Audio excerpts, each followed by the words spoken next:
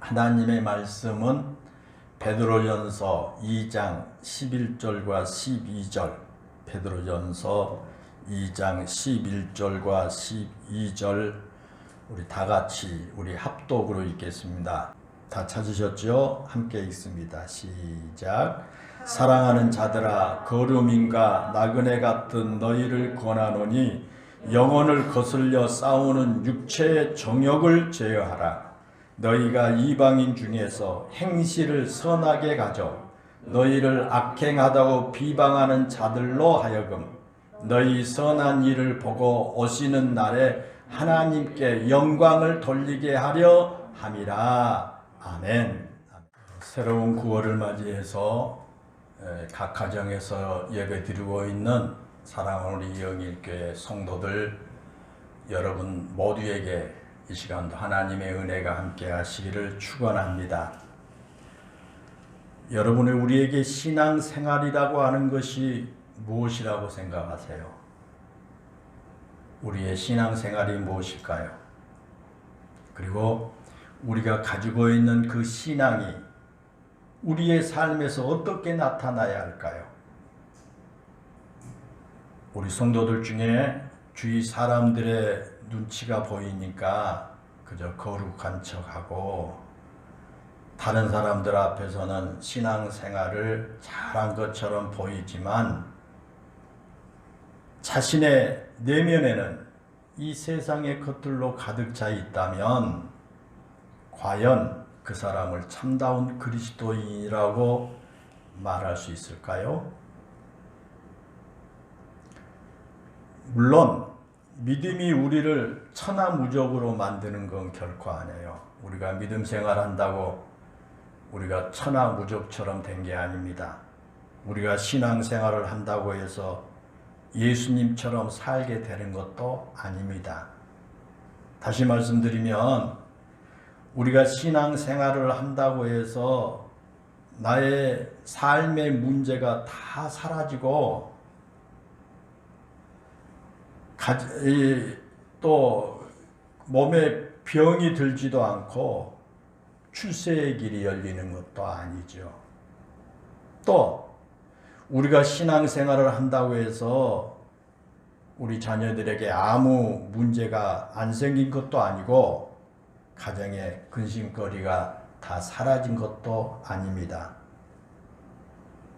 또 우리가 신앙생활을 잘한다고 해서 코로나 바이러스가 우리를 피해가는 것도 아니고 우리가 경영하고 있는 가게나 사업이 대박나고 크게 발전한 것도 아닙니다. 물론 때로는 그럴 수도 있습니다. 믿음으로 병든 몸이 치료를 받기도 하고 기도함으로 우리 가정의 어려운 문제가 해결될 수도 있습니다. 그러나 여러분, 그렇게 병고침을 받고 문제가 해결되는 것이 결코 신앙의 본질은 아니다는 것을 알아야 됩니다. 신앙생활을 우리가 하지만 우리는 여전히 연약한 인간으로 살아갈 수밖에 없다라고 하는 사실입니다. 그래서 캐롤 인머라고 하는 시인은 이런 시를 썼습니다. 잘 한번 들어보세요. 나는 기독교인이에요 라고 말할 때 나는 구원받았다 라고 외치는 게 아니에요. 나는 가끔 길을 잃어요. 그래서 이 길을 택했어요 라고 속삭이는 거예요. 나는 기독교인이에요 라고 말할 때 교만함으로 이렇게 말하는 게 아니에요. 발을 헛디뎌 비틀거려 하나님께서 나의 인도자가 되길 바란다고 고백하는 것이에요. 나는 기독교인이에요 라고 말할 때 강하다는 것을 드러내려고 하는 게 아니에요. 내가 약해서 계속 할 수 있는 힘을 달라고 기도한다고 말하는 거예요. 나는 기독교인이에요 라고 말할 때 성공했다고 자랑하는 것이 아니에요. 내가 실패해서 결코 빚을 다 갚을 수 없다고 인정하는 거예요. 나는 기독교인이에요 라고 말할 때 모든 것을 다 안다고 생각하는 것이 아니에요. 내가 혼돈에 처해 있어서 겸손하게 가르쳐 달라고 요청하는 거예요. 나는 기독교인이에요 라고 말할 때 내가 완벽하다고 주장하는 게 아니에요. 내 결점이 너무나 뚜렷하지만 하나님께서 내가 그럴 만한 가치가 있다고 믿는다는 것이에요. 나는 기독교인이에요 라고 말할 때 나는 뼈아픈 고통을 여전히 느껴요. 내 마음이 아파서 그래서 하나님의 이름을 구하는 것이에요. 나는 기독교인이에요 라고 말할 때 나는 판단하려는 것이 아니에요. 내게는 그럴 권한이 없어요. 내가 사랑받는다는 사실 그 하나만을 안다는 것이에요 라고 했습니다. 여러분, 그렇습니다. 우리 모두는 결코 강한 존재가 아닙니다. 우리 스스로는 강해질 수가 없습니다. 하나님의 손을 붙잡을 때만이 하나님으로부터 능력을 받아 세상을 이기며 사는 것입니다. 그러기에 우리는 늘 나의 삶을 되돌아보며 내가 지금 하나님을 의지하고 살고 있는지 아니면 내 힘이 강하다고 착각하고 살고 있는지를 스스로 물어보며 살아야 합니다. 만약 우리 스스로 강한 자라고 생각하고 살아가고 있다면 어느 순간에 하나님께서 내 곁에서 사라지고 오만과 교만이 나를 이끌어 가게 될 것입니다. 그렇게 되면 우리가 믿음이 있다고 말하지만 사실은 비껍데기 신앙으로 아무 능력이나 감격이 없는 그런 믿음으로 살아가게 될 것입니다.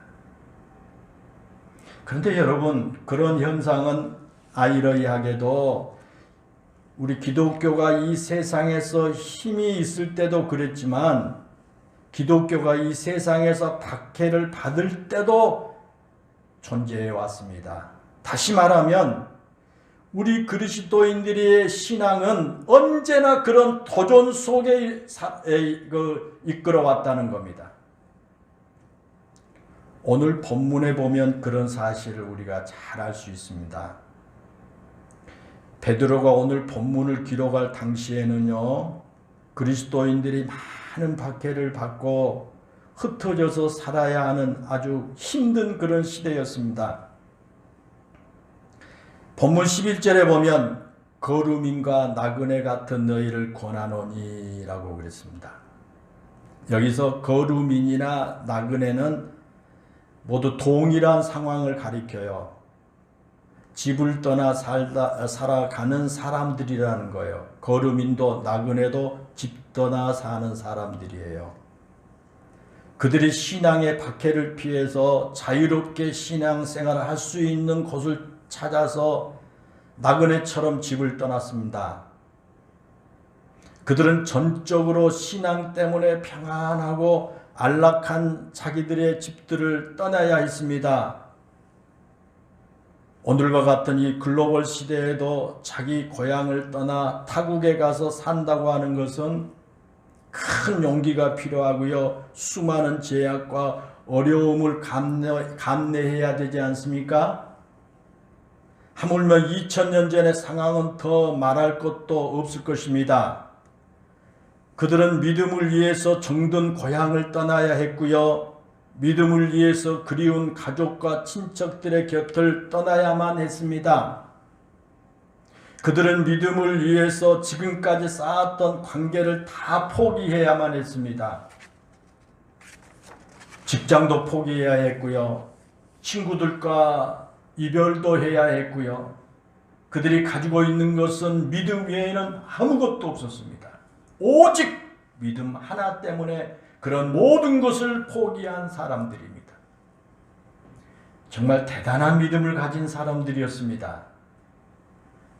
그런데 베드로 사도는 그들을 향해서 영혼을 거슬려 싸우는 육체의 정욕을 제어하라 그렇게 권면합니다. 여기서 육체의 정욕이라고 하는 말은 이 세속적인 욕망이란 그런 뜻입니다. 여러분 한번 생각해 보십시오. 믿음을 위해서 그렇게 모든 것 다 포기한 사람들에게 세속적인 욕망이 있으면 얼마나 있겠습니까? 다 포기했는데 오직 주님을 위해서 자신의 모든 삶을 다 내려놓은 사람들에게 잘했다고 칭찬해도 부족할 텐데 지금 베드로 사도는 그들에게 세속적인 욕망에 사로잡히지 않게 조심하라 그렇게 권면을 합니다. 여러분, 베드로 사도가 왜 그랬을까요? 왜 그렇게 믿음 생활 잘한 사람들에게 그렇게 이야기했을까요?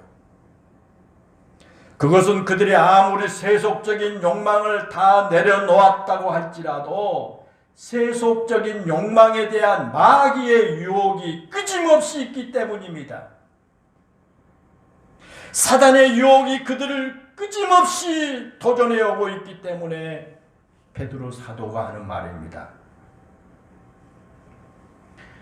여러분 그렇습니다. 우리에게는 끊임없이 세속적인 욕망에 대한 사단의 유혹이 있습니다. 아무리 우리가 믿음 안에 산다고 할지라도 우리에게는 마귀가 가져다주는 세속적인 이 유혹이 늘 존재합니다. 예수님을 한번 보십시오. 예수님께서 공생애를 시작하기 전에 광야에서 40일 동안 금식을 하셨지 않습니까? 금식이라고 하는 것은 오직 하나님만 바라보며 하나님만 의지하겠다라고 하는 굳은 결심입니다. 그런데 그때 마귀가 예수님을 유혹했습니다. 그것도 3번이나 유혹을 합니다. 물론 예수님께서 그때 그 유혹을 다 이기셨지만 그 마귀는 지금도 우리를 그렇게 유혹하고 있다는 겁니다. 예수님을 그렇게 유혹한 마귀가 우리를 가만 놔두겠습니까? 40일 동안이나 금식을 하면서 영적으로 충만하신 예수님도 그렇게 유혹을 했는데 매일 세상과 더불어 살아가는 우리를 마귀가 가만 놔두겠습니까? 마귀는 언제나 상황에 따라 우리를 교묘한 방법으로 내 상황에 맞게 마귀는 유혹합니다. 우리가 고난 당하고 있을 때는 고난을 이유로 마귀가 유혹을 하고요. 우리가 평안할 때는 평안하다는 것을 핑계 삼아서 우리를 유혹합니다. 예수님을 유혹했던 그 마귀는 믿음의 깊이와 상관없이 우리를 유혹한 겁니다. 이 마귀에게는 우리가 얼마나 오랫동안 신앙생활을 했느냐라는 것이 중요하지 않습니다. 마귀에게는 우리가 얼마나 이 깊은 믿음을 가지고 있는 것과 상관이 없습니다. 그래서 오늘 본문 바로 뒤에 나오는 베드로전서 5장 8절에 보면 근신하라 깨어라 너희 대적 마귀가 우는 사자와 같이 두루다니며 삼킬 자를 찾나니 라고 했습니다. 여러분 그렇습니다. 예수님을 유혹했던 그 마귀는 지금도 우는 사자처럼 삼킬 자를 찾고 있다는 겁니다. 그래서 우리는 근신하며 깨어 있어야 합니다. 그래야 마귀의 유혹을 이길 수 있고 육체의 정욕을 이길 수 있을 줄로 믿습니다. 그러면 여러분 우리가 그런 마귀의 유혹에 넘어가지 않는 방법이 뭘까요? 어떻게 해야 그런 마귀의 유혹에 우리가 안 넘어갈까요? 베드로전서 5장 8절에 보면 근신하라 깨어라 라고 그랬죠. 근신하고 깨어있다는 것은 어떻게 사는 것을 말할까요? 우리가 근신하고 깨어있는 거, 그건 우리가 어떻게 사는 것이 근신하고 깨어있는 것일까? 저녁에 잠자지 않고 그냥 밤을 새는 것이 그냥 깨어있는 걸까요? 그게 뭘까요? 오늘 본문에는 행실을 선하게 가지라 그랬습니다. 특별히 이방인들 앞에서는 더욱 행실을 선하게 가져야 한다 그랬습니다. 여기서 이방인이라고 한 말은 요즘 말로 쉽게 설명하면 믿지 않는 사람들이라 그런 뜻입니다. 다시 말하면 우리가 유혹을 이기는 방법 가운데 하나는 우리가 선한 행실로 이 세상을 살아가라는 겁니다. 그러면 지금 우리를 비방하고 있는 세상 사람들이 언젠가는 우리의 그런 선한 행동을 보고 반드시 하나님께 영광을 돌리게 된다라는 그런 말씀입니다. 우리 성도들은 이 세상의 빛입니다. 죄악으로 어두워진 이 세상에 빛을 비추어야 할 사람들입니다. 그래서 마태복음 5장 16절에 보면 예수님께서 친히 말씀하시기를 이같이 너희 빛을 사람 앞에 비치게 하여 그들로 너희 착한 행실을 보고 하늘에 계신 너희 아버지께 영광을 돌리게 하라 말씀하셨습니다. 세상 사람들은 우리가 얼마나 믿음이 깊고 얼마나 오랫동안 신앙생활하고 얼마나 교회에 열심히 나가는가 보지 않습니다. 우리가 아무리 믿음이 좋다고 말할지라도 세상 사람들은 그것으로 우리를 평가하지 않습니다. 세상 사람들이 보는 것은 우리의 행동입니다. 믿음의 사람이 믿음의 사람답게 사는 것으로 우리를 평가하는 것입니다. 그래서 하나님께서 우리에게 선한 행실로 빛된 삶을 살라 그렇게 말씀을 하신 것입니다. 요즘에 우한폐렴 바이러스 확산으로 인해서 교회와 우리 그리스도인들의 위상이 한없이 추락하고 있음을 보면서 우리 모두가 가슴이 아파합니다. 이 교회를 중심으로 코로나가 재확산되면서 이 교회는 이 세상 사람들의 피난거리가 되고 있습니다. 물론 정치적으로 이용을 하는 면도 있다고 생각합니다. 정부에서 정치적으로 매스컴을 동원해서 교회를 이용하고 있는 것도 있지만, 그러나 우리 교회가 좀 더 방역을 철저히 하고 이런 일이 일어나지 않았더라면 좋았겠지만, 교회를 통해서 이런 일이 일어났을 때 교회가 좀 더 지혜롭게 대처했어야 한다, 그렇게 생각을 합니다. 교회를 통해서 코로나가 확산된 것에 대해 국민들 앞에 일찍 사과를 하고 앞으로 방역에 더 힘써서 이런 일이 다시는 일어나지 않겠다고 몸을 낮추어야 했습니다. 그런데 비록 우리가 잘한 것처럼 몇몇 교회이긴 하지만 오히려 교회가 큰 소리를 쳤지 않습니까? 국민들을 불안하게 떨게 만들어 놓고 너무나 당당했습니다. 그것만이 아닙니다. 교회를 다닌다고 하는 사람들이 너무 거짓말을 많이 했습니다. 매스컴을 보면서 우리 얼굴이 화끈해질 정도로 교회를 다닌다는 사람들이 거짓말을 합니다. 교회 예배에 참석을 했으면서도 예배에 참석하지 않았다고 거짓말을 하고, 코로나 검사를 받으라고 하기 위해서 찾아온 방역 당국자들에게 당신들도 코로나에 한번 걸려보라고 하면서 그들을 껴안고 그들에게 침을 뱉기도 했죠. 또 방역 당국자들에게 저항하고 자신의 동선을 숨기기에 급급했습니다. 우리 그리스도인들이 그랬습니다. 심지어 지지난주에는 목사라고 하는 사람까지도 제주도에서 온천에 다녀왔으면서도 그것을 숨겼다가 들통이 나서 자신으로 인해서 여러 사람들이 또 감염이 되고 그랬지 않습니까? 자신의 행동이 선하고 떳떳했다면 그렇게 숨겼을까라는 것입니다. 그러니 여러분, 이 세상 사람들이 우리 예수 믿는 사람들을 어떻게 생각하겠습니까? 서두에 제가 말씀을 드렸습니다. 정치적으로 이용을 당한 것도 있다고요. 그러나 우리 그리스도인들이 분명히 한번 냉철하게 되돌아가 봐야 할 필요가 있다. 어느 데이터 자료에 보니까 우리나라 종교인에 대한 이미지에 대해서 조사했는 걸 보았는데 안타깝게도 기독교에 대한 이미지가 가장 좋지 않았습니다.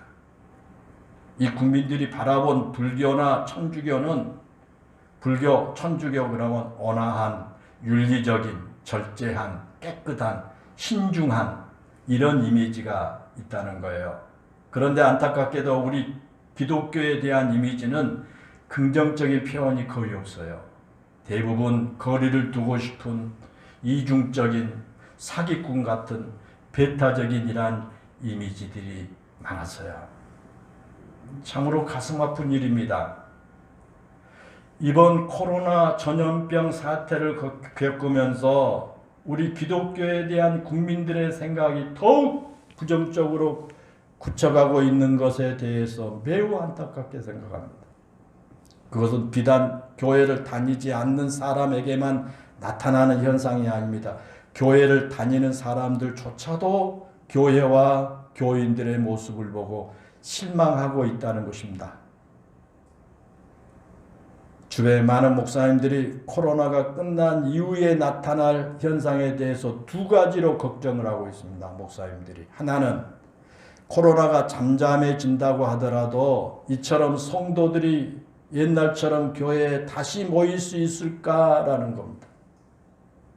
왜 그러냐면 성도들조차도 교회에 대한 실망한 사람들이 많기 때문에 초신자들 같은 경우에 교회를 떠나거나 신앙을 포기한 사람들이 의외로 많이 나타날 것에 대한 염려입니다. 또 하나는 코로나 이후에 전도의 문이 막힐 것이라는 것입니다.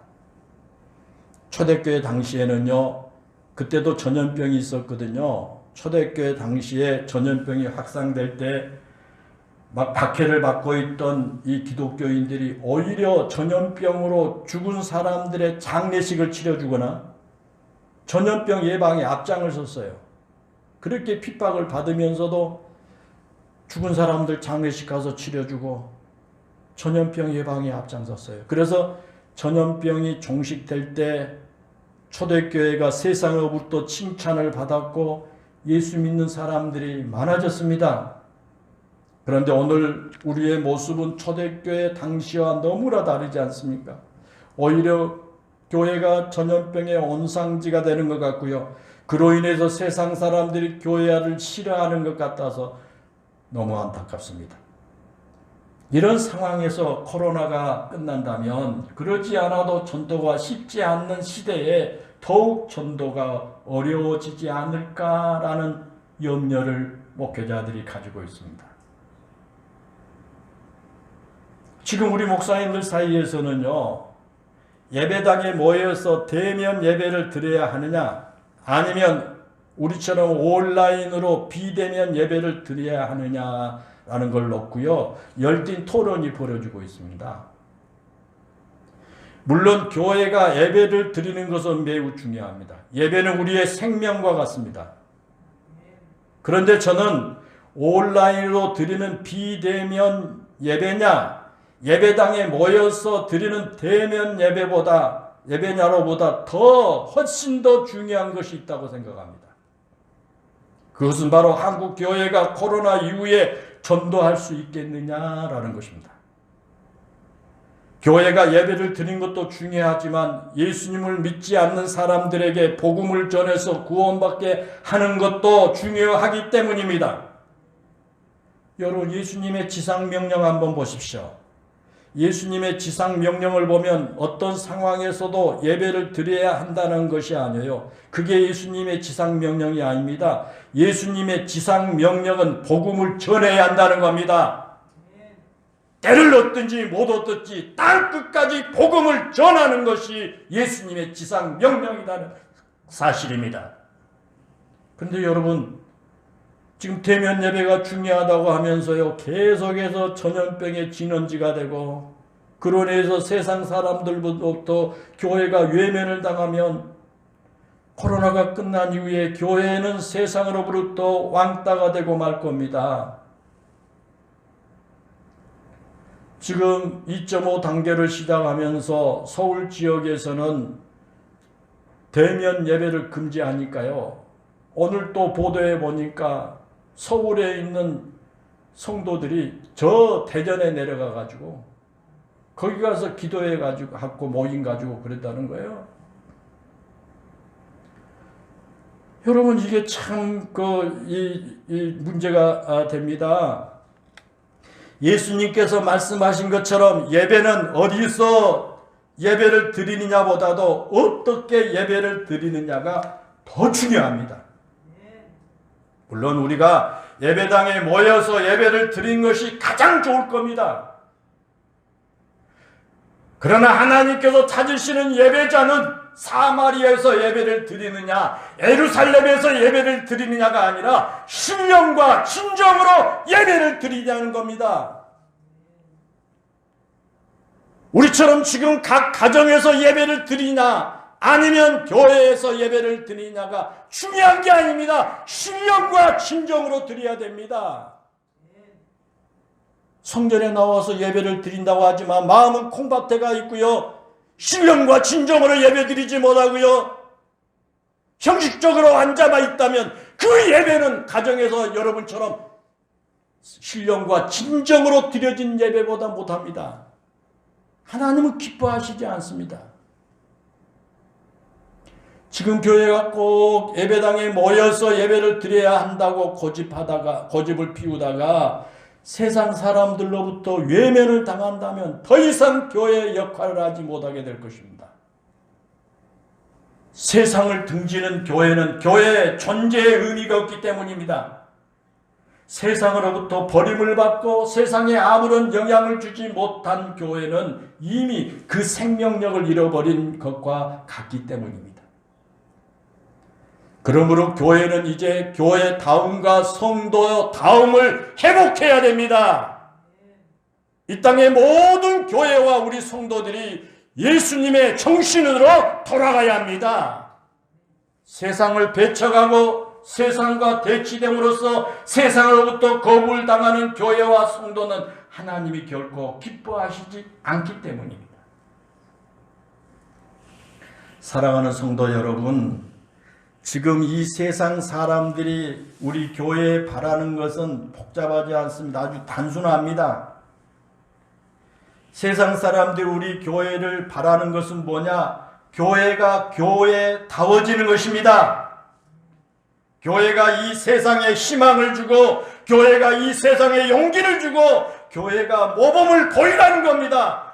그래서 우리는 말씀으로 돌아가야 합니다. 하나님께서 우리에게 주신 성경 말씀으로 돌아가야 할 줄로 믿습니다. 사랑하는 성도 여러분, 지금 우한폐렴 바이러스 확산으로 인해서 세상 사람들로부터 외면을 당하고 있는 이 교회와 우리 성도들에게 무엇보다 중요한 것이 있다면 그것은 우리의 선한 행동입니다.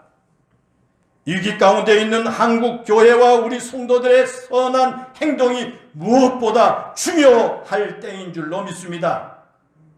우리의 선한 행동을 이 세상에 보여줘야 합니다. 그러기에 우리는 예수님을 닮은 믿음으로 살아가야 합니다. 우리 모습에서 조금이나마 예수님의 냄새가 풍겨야 합니다. 우리가 사는 삶의 모습에서 조금이나마 예수님의 모습을 보여줘야 합니다. 선하고 정직하게 사는 삶, 보다 공의롭고 살아가며 사는 삶을 보여줘야 합니다. 예수님께서 사셨던 것처럼 우리 모두가 선하게 살아가야 할 것입니다. 그럴 때 이 세상 사람들이 교회와 우리 성도들을 인정할 뿐만 아니라 언젠가는 하나님께 영광을 돌리는 그날이 오게 될 줄로 믿습니다. 기도하겠습니다. 은혜롭고 감사하신 아버지 하나님, 참으로 어렵고 힘든 이 시기입니다. 우한폐렴 바이러스 이 재앙으로 인해서 무엇보다 우리 교회가 어렵고 힘든 가운데 있습니다. 사단의 역사로 인해서 하나님이 모든 교회들이 하나님이 이 세상으로부터 비난받고 어려운 위기 가운데 있음을 고백합니다. 은혜로우신 하나님, 이러한 때에 우리 자신을 되돌아보게 해주시고 이러한 때에 우리 모든 한국 교회와 우리 모든 성도들이 그리스도인다운 삶으로 회복하게 하시고 세상 사람들에게 우리의 선한 행동을 보여줄 수 있는 이런 기회가 되게 해 주시기를 원합니다. 이런 위기 가운데 있는 우리 한국교회와 성도들의 이 선한 행동이 무엇보다 중요한 때인 줄로 믿습니다. 은혜로우신 하나님, 우리 모든 성도들이 예수님을 닮는 믿음으로 이 어려울 때 살아가게 해주시고 우리 모습 속에서 예수님의 냄새가 풍기게 해주시고 우리의 삶의 모습에서 예수님의 모습을 보여줄 수 있게 해주시고 선하고 정직하게 살아가고 세상에 믿지 않는 사람보다 공의롭고 사랑하며 사는 삶을 살아가게 해주시기를 원합니다. 그러므로 말미암아 이 세상 사람들, 이 교회와 우리 성도들을 인정할 뿐만 아니라 언젠가는 하나님께 영광을 돌리고 하나님을 기쁘게 해드리는 우리 모든 성도들 한국교회가 되게 해 주옵소서. 은혜로우신 하나님, 특별히 이 어려운 시기 우리 서로 떨어져서 각 가정에서 예배를 드리지만 우리의 마음과 믿음은 하나가 되게 하여 주옵시고 그리스도의 사랑으로 이 한 시간 예배를 통해서 하나가 되고 서로 주님의 한 지체들로서의 사명을 감당하는 우리 영일교회 성도들 모두가 되게 해 주옵소서. 하나님, 무엇보다 우리 성도들과 가족들의 건강을 지켜주시기를 원합니다. 저들의 모든 하고 있는 사업과 다니는 직장, 가정의 일들을 하나님이 도우시고 인도해 주소서. 하나님께 영광을 돌리며 기쁨으로 감사하며 살아가는 우리 영일교회 성도들 다 되게 해 주세요. 예수님의 이름으로 기도하옵나이다. 아멘.